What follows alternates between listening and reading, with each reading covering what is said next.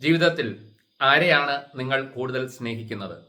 ഈ ഒരു ചോദ്യം സമൂഹത്തോട് നാം ചോദിച്ചാൽ ഭൂരിഭാഗം ആളുകൾക്കും പറയാനുള്ള ഉത്തരം എൻ്റെ മക്കളെയാണ് സ്നേഹിക്കുന്നത്, അല്ലെങ്കിൽ ഭാര്യ, അല്ലെങ്കിൽ ഭർത്താവ്, അല്ലെങ്കിൽ സഹോദരങ്ങൾ, മാതാപിതാക്കള്, അങ്ങനെ മറ്റാരെയെങ്കിലും സ്നേഹിക്കുന്നു എന്നാകും കൂടുതൽ ആളുകളും ഉത്തരം പറയുക. വളരെ കുറച്ചു പേർക്ക് മാത്രമാണ് ഏറ്റവും കൂടുതൽ ഞാൻ സ്നേഹിക്കുന്നത് എന്നെ തന്നെയാണ് എന്ന് ആത്മവിശ്വാസത്തോടെ പറയാൻ സാധിക്കുക. എന്താണ് ഈ രണ്ട് തരത്തിലുള്ള സംഭാഷണ ശൈലിയുടെയും രണ്ട് തരത്തിലുള്ള ഉത്തരങ്ങളുടെയും വ്യത്യാസം എന്ന് നമുക്ക് നോക്കാം. ശരിക്കും മറ്റുള്ളവരെയാണ് കൂടുതൽ സ്നേഹിക്കുന്നത് എന്ന് പറയുന്നത് ഒരു കളവാണ്. എല്ലാ മനുഷ്യരും ഏറ്റവും കൂടുതൽ സ്നേഹിക്കുന്നത് അവരവരെ തന്നെയാണ്. നാം ഒരു മരണ വീട്ടിൽ ചെന്നാൽ അവിടെ ഉയരുന്ന നിലവിളി പോലും എങ്ങനെയാണ്? ഒരു മകൻ മരിച്ച വീട്ടിൽ അമ്മ കരയുമ്പോൾ അറിയാതെ പറയുന്ന ഒരു കാര്യമുണ്ട്: എന്നെ ഇട്ടേച്ച് എൻ്റെ മകൻ പോയല്ലോ, അല്ലെ ഞങ്ങളെ ഇട്ടിട്ട് മകൻ പോയല്ലോ, ഇനി എനിക്ക് ആരുണ്ട്? അത് ഒരു ഭർത്താവ് മരിച്ച വീട്ടിൽ ഭാര്യ കരയുമ്പോഴും, അങ്ങനെ പല മരണ വീടുകളിലും നാം വിലാപത്തിനിടയിൽ കേൾക്കുന്ന ഒരു വാക്കാണത്. സത്യമാണത്. നമുക്ക് ഒരു ആൾ നഷ്ടപ്പെടുമ്പോൾ, നമുക്ക് ഏറ്റവും വേണ്ടപ്പെട്ട ഒരാൾ നഷ്ടപ്പെടുമ്പോൾ ആ ദുഃഖത്തിനകത്ത് പോലും ഒരു സ്വാർത്ഥതയുണ്ട്. നമ്മളുടെ സ്നേഹബന്ധത്തിനകത്ത് നമ്മൾ ഏറ്റവും പവിത്രമായിട്ട് പറയുന്നതാണ് അമ്മയും മക്കളും തമ്മിലുള്ള സ്നേഹം. അച്ഛൻ്റെ സ്നേഹത്തെക്കാൾ കൂടുതൽ നാം ആധികാരികമായിട്ട് പ്രാധാന്യം കൊടുത്ത് പറയുന്നത് മാതൃസ്നേഹത്തിനാണ്.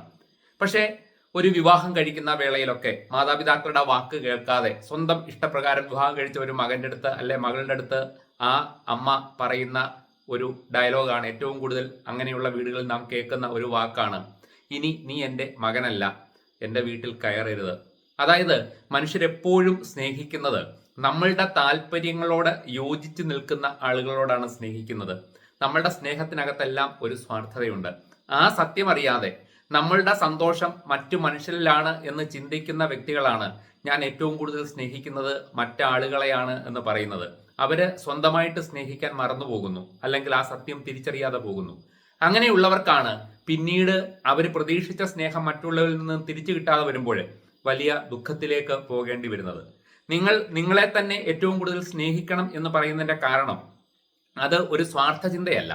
അതിന്റെ നന്മ എന്താണ് എന്ന് ചോദിച്ചാൽ, നിങ്ങൾ നിങ്ങളെ സ്നേഹിച്ചാൽ, നന്നായിട്ട് നിങ്ങൾ നിങ്ങളെ തന്നെ സ്നേഹിച്ചാൽ, നിങ്ങൾക്കൊരിക്കലും ലഹരിയുടെ പുറകെ പോയി നിങ്ങളുടെ ശരീരം നശിപ്പിക്കാൻ വേണ്ടി കഴിയില്ല. അമിത ആഹാരം കഴിച്ച് നിങ്ങളുടെ ശരീരത്തിന്റെ ആരോഗ്യത്തെ നശിപ്പിക്കാൻ വേണ്ടി നിങ്ങൾക്ക് കഴിയില്ല. നിങ്ങൾ വ്യായാമം ചെയ്യാൻ ഇഷ്ടപ്പെടും. അതേപോലെ നിങ്ങളെ കൂടുതൽ മെച്ചപ്പെട്ട രീതിയിൽ മറ്റുള്ളവരുടെ മുമ്പിൽ പ്രസന്റ് ചെയ്യാൻ നിങ്ങൾക്ക് സാധിക്കും. നിങ്ങൾക്ക് ആത്മവിശ്വാസം ഉണ്ടായിരിക്കും. നിങ്ങൾ നിങ്ങളുടെ ഭാവിയെ പറ്റി കൂടുതൽ കരുതും. നിങ്ങളുടെ ഭാവിക്ക് അനുയോജ്യമായ തീരുമാനങ്ങൾ മാത്രമേ ഇന്ന് നിങ്ങൾ എടുക്കുകയുള്ളൂ. അങ്ങനെ നമ്മളുടെ വർത്തമാനകാലത്തെയും നമ്മളുടെ ഭാവി ജീവിതത്തെയും മനോഹരമാക്കുകയും നമ്മുടെ കൂടെ ഉള്ള മനുഷ്യബന്ധങ്ങളെ, നല്ല ബന്ധങ്ങളെ നിലനിർത്തുകയും ചെയ്യുന്ന ഒരു അത്ഭുത വിളക്കാണ്, അല്ലെങ്കിൽ അതിനുള്ള ശരിയായിട്ടുള്ള ഒരു വഴിയാണ്, ഒരു മാർഗമാണ് സെൽഫ് ലവ്. അത് തീർച്ചയായും ആത്മവിശ്വാസത്തിന്റെ ഒരു പ്രതിഫലനം കൂടിയാണ്. അതുകൊണ്ട് ഒരിക്കലും സെൽഫ് ലവ് ഇല്ലാതെ ഒരു സക്സസ് ആയിട്ടുള്ള ഒരു ജീവിതം ഒരു വ്യക്തിക്കും നിലനിർത്താനും വളർത്താനും സാധിക്കുകയില്ല.